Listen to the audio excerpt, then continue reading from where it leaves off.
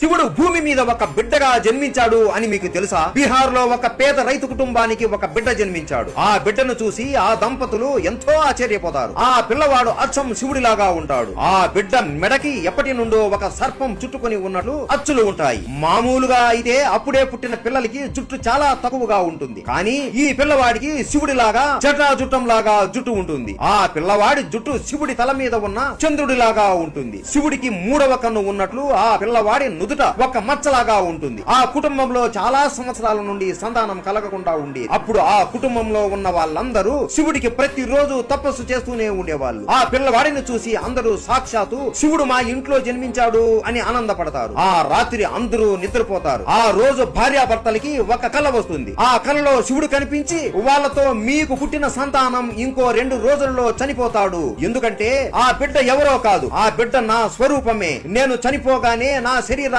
భూమిలో పూడ్చేయండి, నన్ను మీ బిడ్డలాగా ఇక భావించండి అని చెప్పి వెళ్లిపోతాడు. ఇక ఆశ్చర్యపోయే విషయం ఏంటి అంటే ఆ బిడ్డని ఎక్కడైతే పూడ్చేశారో కొన్ని రోజుల తర్వాత ఆ ప్రదేశం నుండి స్వయముగా ఒక శివలింగం వస్తుంది. అందరూ ఆ శివలింగాన్ని చూసి అక్కడే ఒక గుడి నిర్మించారు. ఈ శివలింగం ఉండే గుడి బీహార్ లో సబ్బచక్ గ్రామంలో ఉంది. ఈ గుడికి మీరు ఎప్పుడైనా వెళ్ళారా? హర హర మహాదేవ్.